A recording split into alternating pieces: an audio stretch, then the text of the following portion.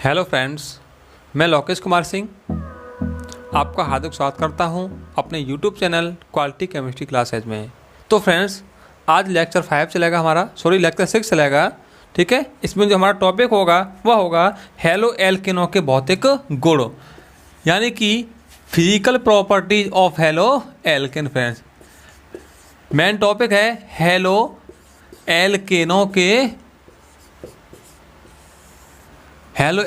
के भौतिक गुण। इंग्लिश बोलेंगे तो बोलेंगे physical properties of halo alkane. Physical properties of halo alkane. Friends, तो हम कह सकते हैं हेलो एल्केनों के भौतिक गुण निम्नलिखित हैं। फ्रेंड्स, ठीक है, हेलो एल्केनों के भौतिक गुण निम्नलिखित हैं। समझ सकते हो। नंबर 1 हमने क्या बोला, हेलो एल्केनों के भौतिक गुण निम्नलिखित हैं। इसमें नंबर 1 है मेरा, यानी कि भौतिक अवस्था तथा गंध। फ्रेंड्स, क्या है? फिजिकल स्टेट एंड स्मेल जो होता है, भौतिक अवस्था तथा गंध। तो हमने बोला हेलो एल्केनों के कुछ भौतिक गुण निम्नलिखित हैं। इसमें नंबर 1 है मेरा भौतिक अवस्था तथा गंध। ठीक है, तो इसमें है हमारा निम्न हेलो एल्केन जैसे CH3F, CH3Cl, CH3Br। ठीक है, CH3CH2F आदि सामान्य ताप पर गैसें हैं। फ्रेंड्स, यानी कि निम्न हेलो एल्केन जैसे फ्लोरोमेथेन, क्लोरोमेथेन, ब्रोमोमेथेन, फ्लोरोएथेन आदि निम्न सामान्य ताप पर कैसी हैं? फ्रेंड, ये सब गैसें हैं। क्या हैं? ये सब गैसें हैं। फ्रेंड्स, तो हमने बोला निम्न हेलो एल्केन जैसे क्लोरोमेथेन, फ्लोरोमेथेन, ब्रोमोमेथेन, फ्लोरोएथेन आदि क्या है? सब सामान्य ताप पर गैस है। फ्रेंड, और इससे का जो ऊपर का है फ्रेंड हमारा, ठीक है, इससे आगे कार्बन 18 C18 तक के सभी हेलो एल्केन क्या हैं? द्रव हैं। फ्रेंड्स, C18 तक के सभी हेलो एल्केन क्या हैं? द्रव हैं।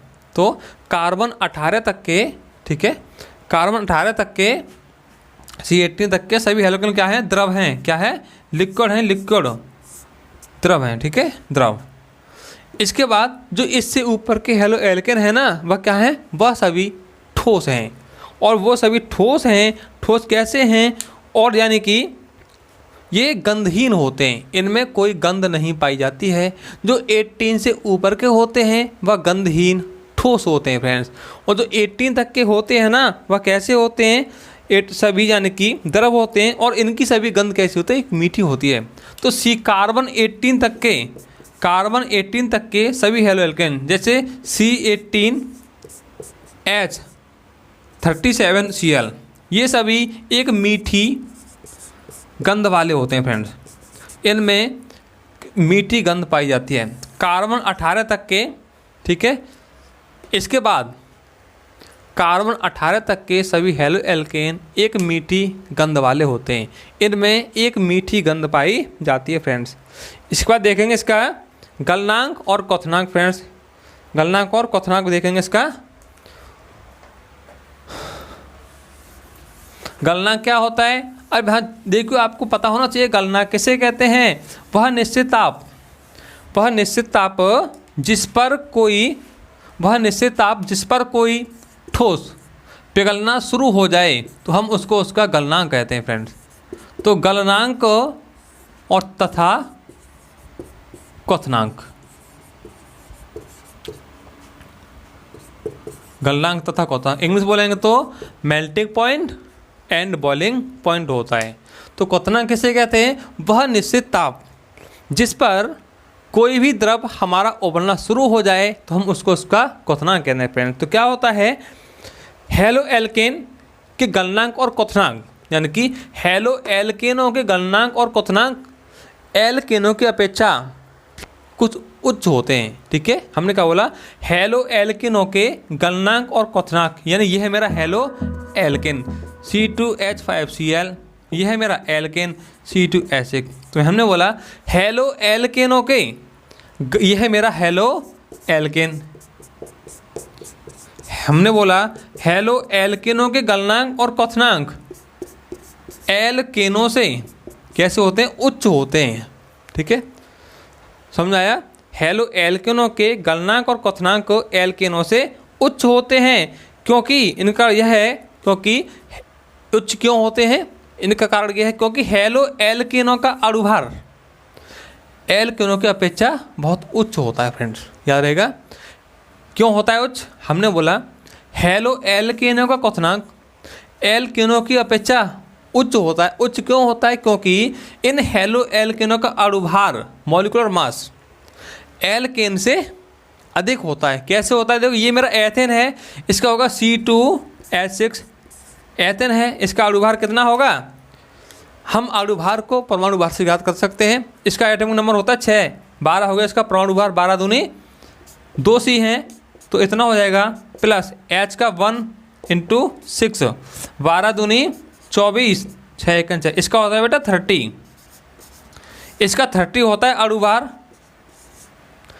30 होता है इसका अणुभार।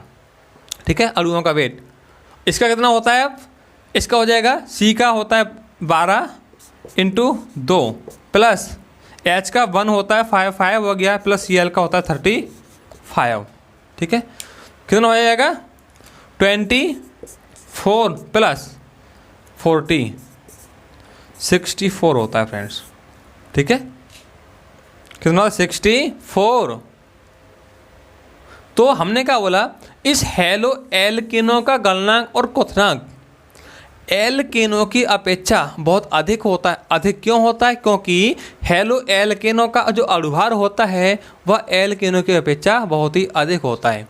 इस अणुभार अधिक होने का इसका क्वथनांक और गलनांक भी अधिक होते हैं। देखा होगा आपने, एक मेरे पास क्या है, एक छोटा सा वो ले लेंगे, चीनी का टुकड़ा ले लेंगे, इतना बड़ा पीस है, एक बहुत बड़ा पीस है, दोनों को गर्म करेंगे, कौन सा जल्दी पिघल जाएगा, भाई कम वाला जल्दी पिघल जाएगा ना, क्योंकि इसका अणुभार कम है, इसका वेट ज़्यादा है, तो ये देर में पिघला, वही रीज़न है। ठीक है, इसके बाद का जो फ्रेंड देखते हैं, तो यहाँ तक समझ में आया होगा। ठीक है, जो इनका जो अणुभार जो गलनांक होता है वह अणुभार इससे इसका अधिक होता है, यानी कि हेलो एल्केनों का अणुभार एल्केनों से अधिक होता है फ्रेंड्स। ठीक है, इसके बाद देखते हैं और क्या होता है, जो सामान्य एल्किल समूह वाले जो होते हैं ना, अब देखेंगे सामान्य एल्किल समूह वाले हेलो एल्केनों का अणुभार, समझने की बात है, सामान्य एल्किल समूह वाले जैसे CH3F, CH3Cl, CH3Br, ठीक है, हम बोला सामान्य एल्किल समूह वाले हेलो एल्केनों में उस हैलोजन परमाणु के आकार में वृद्धि के कारण इनका गलनांक और क्वथनांक भी बढ़ता है फ्रेंड्स। ठीक है, समान एल्किल समूह वाले हेलो एल्केनों में उस हैलोजन परमाणु के आकार में इसमें वृद्धि के कारण इसका गलनांक और क्वथनांक भी बढ़ता है फ्रेंड्स। देखे हैं हम यदि आवर्त सारणी में वर्ग में ऊपर से नीचे को चलते हैं ना, तो परमाणु आकार में क्या होता है, वृद्धि होती जाती है। सबसे कम परमाणु इसका होता है, सबसे छोटा इससे बड़ा इसका, इससे बड़ा इसका, इससे बड़ा इसका होता है फ्रेंड। ठीक है, सबसे बड़ा होता है I का, CH3 और I। ठीक है, तो वो कैसे होता है, अभी डाउट क्लियर करेंगे, क्योंकि जो फ्लोरीन होता है ना, फ्लोरीन का एटॉमिक नंबर 9 होता है। एल्किल समूह तो समान है, ठीक है, ये वाले समान एल्किल समूह वाले हेलो एल्केनों में उस हैलोजन परमाणु के आकार में वृद्धि होने के कारण इनका गलनांक और क्वथनांक भी बढ़ता है फ्रेंड। ठीक है, क्या होता है, क्वथनांक भी बढ़ता है। देखते हैं सबसे कम किसका होगा, इसका परमाणु, इसका एटॉमिक नंबर होता है 9 फ्लोरीन का। विन्यास करूँगा 2, कितना हो जाएगा 7। इसमें 2 कक्षक भाग लेते हैं, K कोष और L कोष। ठीक है, ऐसे ये है मेरा नाभिक, इलेक्ट्रॉन बांट दूंगा, K कोष में 2 इलेक्ट्रॉन और L कोष में 7 इलेक्ट्रॉन। ये क्या है मेरा फ्लोरीन था ना, 7 और 2 9 हो गया, 2,7। इसमें 2 ही कक्षक भाग ले रहे हैं, इसमें 2 कोष भाग ले रहे हैं, ठीक है। देखेंगे अब क्लोरीन का होता है 17, तो होता है इसका Cl 17 होता है, तो बांटेंगे 2,8,7। इसका इलेक्ट्रॉन विन्यास करूँगा, यहाँ लिखूँगा क्लोरीन है पहले कक्षक में 2 इलेक्ट्रॉन, दूसरे कक्षक में 8 और तीसरे में 7। तो परमाणु का आकार स्वयं बढ़ गया, इसमें 2 कक्षक, इसमें 3 कक्षक हो गया। इसमें है हमारा K और L कक्षक, इसमें है K L और M कक्षक। तो हमने बोला इस हेलो एल्केनों में समान या समान एल्किल समूह होने पर और उनके हैलोजन के परमाणु के आकार में वृद्धि होने के कारण इनका गलनांक और क्वथनांक भी बढ़ता है फ्रेंड। तो कहेगा सामान्य हेलो एल्केनों के बढ़ते हुए क्वथनांक में लिखिए। तो सबसे कम क्वथनांक किसका हो जाएगा, इसका हो जाएगा। तो क्या करेंगे, सबसे कम क्वथनांक CH3F का होता है, तो ऐसे करूँगा, इससे अधिक इसका हो गया, इससे अधिक इसका। तो सबसे अधिक होता है मेथिल आयोडाइड का फ्रेंड। कहेंगे सबसे अधिक क्वथनांक किसका होता है, मेथिल आयोडाइड का सबसे अधिक बॉइलिंग पॉइंट और मेल्टिंग पॉइंट होता है, क्योंकि इसका सबसे बड़ा परमाणु होता है। सबसे छोटा परमाणु इसका होता है फ्लोरीन का, उससे बड़ा क्लोरीन का, उससे बड़ा ब्रोमीन का होता है। सबसे बड़ा आयोडीन का परमाणु होता है, जिसका परमाणु अधिक होगा, बड़ा होगा, उसका जो होता है यानी कि गलनांक उतना ही अधिक होगा फ्रेंड, ठीक है। इसके बाद अब इसका देखेंगे घनत्व क्या होता है, हेडिंग डालेंगे डेंसिटी घनत्व। अभी घनत्व के बारे में देखते हैं। ये 2 तो क्लियर हुआ, पूरा क्वथनांक हो गया और गलनांक भी हो गया, ठीक है। अब घनत्व को देखेंगे, घनत्व क्या होता है। घनत्व इसको इंग्लिश में बोलते हैं डेंसिटी होता है घनत्व, ठीक है फ्रेंड्स। तो घनत्व क्या होता है, जो हेलो एल्केन होते हैं यानी कि क्लोरो एल्केन जल से हल्के होते हैं फ्रेंड्स, ठीक है। जो क्लोरो एल्केन होते हैं ना, जल से हल्के होते हैं। कैसे होते हैं, जैसे मैंने बोला क्लोरो एथेन, क्लोरोमेथेन, CH3Cl, ठीक है। ये है CH3CH2Cl। जो घनत्व होता है क्लोरो एल्केन जल से हल्के होते हैं। कैसे जल से हल्के होते हैं, ठीक है। जबकि ब्रोमो और आयोडो, जबकि ब्रोमो CH3Br और CH3I, जबकि ब्रोमो और आयोडो हेलो एल्केन जल से कैसे होते हैं, भारी होते हैं फ्रेंड्स, याद रहेगा। यानी क्लोरो एल्केन तो जल से हल्के होते हैं और ब्रोमो और आयोडो हेलो एल्केन जल से भारी होते हैं फ्रेंड, ठीक है। कैसे होते हैं, तो इनका आपेक्षिक घनत्व क्रमशः कैसा होगा, सबसे अधिक घनत्व किसका होगा, CH3I का होगा फ्रेंड। सबसे अधिक इसका घनत्व हो गया, तो इसका आपेक्षिक घनत्व क्रमशः ऐसे हो जाएगा, CH3I हो जाएगा सबसे अधिक इसका, ठीक है। उसके बाद क्या होता है, Br का होगा, फिर CH3Br का, उससे कम CH3Cl का होता है फ्रेंड्स, ठीक है। तो ये घनत्व है, सबसे अधिक घनत्व इसका होगा। हमने क्या बोला, क्लोरो एल्केन तो जल से हल्के होते हैं और ब्रोमो व आयोडो हेलो एल्केन जल से भारी होते हैं फ्रेंड्स, ठीक है। तो इनका आपेक्षिक घनत्व क्रमशः इस प्रकार हो जाएगा, इनका आपेक्षिक घनत्व क्रमशः इस प्रकार है, ठीक है। अब क्या होता है, आयोडोमेथेन, जो आयोडोमेथेन होता है ना, जो यानी कि आयोडोमेथेन सभी हेलो एल्केनों में सबसे भारी होता है फ्रेंड्स, ठीक है। जो आयोडोमेथेन साफ साफ दिख रहा है, सबसे भारी यही है ना, आयोडोमेथेन सभी हेलो एल्केनों में सबसे अधिक भारी होता है फ्रेंड्स। कैसा होता है, भारी होता है। तो अतः हेलो एल्केनों का घनत्व एल्किल समूह के आकार में वृद्धि होने पर घटता है फ्रेंड, ठीक है। क्या बोलेंगे, जो हेलो एल्केन है, हेलो एल्केन का घनत्व, हेलो एल्केनो घनत्व एल्केनों के समूह के आकार में वृद्धि होने के साथ साथ क्या होता है, घटता है फ्रेंड, ठीक है, याद रहेगा। यानी कि हैलो एल्केनों का जो घनत्व होता है वह एल्किल समूह के आकार में वृद्धि होने पर घटता है फ्रेंड, ठीक है। तो हैलो एल्केनों का घनत्व एल्किल समूह के आकार में वृद्धि होने पर क्या होता है, घटता है फ्रेंड, घट जाएगा। सबसे अधिक घनत्व किसका होगा, CH3I का होगा, ठीक है। उससे कम होगा CH3Br का होगा, उससे कम होगा CH3Cl का होगा, इसके बाद CH3F का होगा फ्रेंड, ठीक है। तो एल्किल समूह के आकार में वृद्धि होने के कारण इनका घनत्व भी घटता है फ्रेंड, ठीक है। यानी कि एल्किल समूह के आकार में वृद्धि होगी, इसका घनत्व घटता जाएगा। सबसे कम इसका फिर इसके बाद क्या हो जाएगा, इसके बाद ले लूँगा मैं यहाँ पे CH2Cl ले लूँगा, ठीक है, CH3CH2Br ले लूँगा, यहाँ पे क्या ले लूँगा, Br। तो घनत्व इसका कम हो जाएगा। जितना इसका आकार बढ़ता जाएगा CH3CH2CH2Br, इतना ही इनका घनत्व कम होता जाएगा फ्रेंड्स। हमने क्या बोला, हैलो एल्केनों में एल्किल समूह के आकार में वृद्धि होने के साथ साथ इसका घनत्व भी घटता जाता है। क्या इसका घनत्व क्या हो जाएगा, घट जाएगा फ्रेंड्स, घट रहा है। जितना कार्बन्स बढ़ते जाएंगे उतना ही घनत्व इसका कम होता जाएगा, ठीक है। सबसे कम घनत्व किसका होता है, क्लोरो का होता है, फ्लोरो और क्लोरो का, ठीक है। वह सबसे कम क्लोरो होता है, जो जल से हल्के होते हैं। अब देखेंगे सॉल्युबिलिटी यानी कि विलेयता। भाई विलेयता देखते हैं, विलेयता क्या होता है, जो किसी कंपाउंड में मिल जाए, जल में मिल जाए, वो विलेयता होता है ना। तो विलेयता इसको बोलेंगे सॉल्युबिलिटी,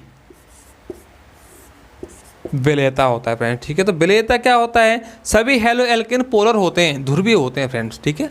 सभी हैलो एल्केन क्या होते हैं, ध्रुवीय होते हैं। तो यानी कि यद्यपि ये सभी जल में लगभग अवलेय होते हैं फ्रेंड्स, सभी हैलो एल्केन ध्रुवीय होते हैं। कैसे होते हैं, ध्रुवीय, पोलर होते हैं। और ये सभी लगभग सभी जल में अवलेय होते हैं। अवलेय क्यों होते हैं, क्योंकि यह जल के साथ कोई भी हाइड्रोजन बॉन्ड नहीं बनाते हैं फ्रेंड्स। क्योंकि क्वेश्चन बनता है हैलो एल्केन जल में अवलेय क्यों होते हैं, इनका जल में अवलेयता का कारण है हाइड्रोजन बॉन्ड का ना बनना, ठीक है। जो हैलो एल्केन होते हैं जैसे C2H5Cl, यह जल के साथ कोई भी हाइड्रोजन बॉन्ड नहीं बनाते हैं, ठीक है। क्वेश्चन बनता है कोई कंपाउंड जल में कब घुलता है, जब वह जल के साथ हाइड्रोजन बॉन्ड बना लेगा तो वह जल में घुल जाएगा, ठीक है। तो हैलो जो एल्केन होते हैं वो जल के साथ कोई हाइड्रोजन बॉन्ड नहीं बनाते हैं। हाइड्रोजन बॉन्ड किसे कहते हैं, किसी धन विद्युतीय तत्व हाइड्रोजन का संयोग किसी ऋण विद्युतीय तत्व फ्लोरीन नाइट्रोजन ऑक्सीजन से होता है ना, तो उस समय हाइड्रोजन बॉन्ड बनता है फ्रेंड्स, याद रहेगा। किसी धन विद्युतीय तत्व हाइड्रोजन का संयोग किसी ऋण विद्युतीय तत्व फ्लोरीन नाइट्रोजन और ऑक्सीजन से होता है ना, तो उस समय हाइड्रोजन बॉन्ड बनता है फ्रेंड, ठीक है। तो क्या होता है, जो हैलो एल्केन होते हैं वह अध्रुवीय होते हैं, तो इसलिए वो जल में अवलेय होते हैं। इनका जल में अविलेयता कारण क्या होता है, इनका जल में अविलेयता कारण होता है यह जल के साथ कोई भी हाइड्रोजन बॉन्ड नहीं बनाते हैं फ्रेंड, ठीक है। जो हैलो एल्केन होते हैं वो जल के साथ हाइड्रोजन बॉन्ड नहीं बनाते हैं फ्रेंड, ठीक है। इसके बाद क्या होता है, या फिर यह जल में पहले से उपस्थित या फिर यह हैलो एल्केन होते हैं वह जल में पहले से उपस्थित हाइड्रोजन बंध को नहीं तोड़ पाते हैं फ्रेंड, ठीक है। और देखिए एक और बात होती है, कोई वस्तु पानी में कब तैर सकती है, यदि उसका घनत्व पानी से कम होगा तो वस्तु पानी में तैर सकती है फ्रेंड, ठीक है। या कोई वस्तु अपने बाहर से ज़्यादा पानी को विस्थापित कर देगी तो वस्तु पानी में तैर सकती है, ठीक है। देखा होगा आपने, जो केरोसिन ऑयल होता है, मिट्टी का तेल जो होता है वह जल में नहीं मिलता है, क्योंकि वह मिट्टी का तेल जल के साथ कोई हाइड्रोजन बॉन्ड को नहीं बनाता है फ्रेंड, ठीक है। तो मिट्टी का तेल होता है वो जल के साथ कोई हाइड्रोजन बॉन्ड नहीं बनाता है फ्रेंड, ठीक है। तो फ्रेंड्स जो आज का जो टॉपिक था यहीं पर समाप्त होता है। यदि आपको मेरा वीडियो अच्छा लगा हो तो वीडियो को लाइक करें, कमेंट करें और हमारे चैनल को सब्सक्राइब करें। और कुछ अच्छा सीखने के लिए हमारे क्वालिटी केमिस्ट्री क्लासेस चैनल पर रेगुलर बने रहें और आपको हमारी डेली वीडियो मिलेगी। और हमने आपके लिए प्ले लिस्ट बना रखा है, उस प्ले लिस्ट में आपको वीडियो हमारी क्रम बाई क्रम मिल जाएगी फ्रेंड्स, और आप नोट्स बना करके अच्छी से अच्छी तैयारी कर सकते हैं फ्रेंड्स। मिलते हैं कल नेक्स्ट लेक्चर में नेक्स्ट टॉपिक में।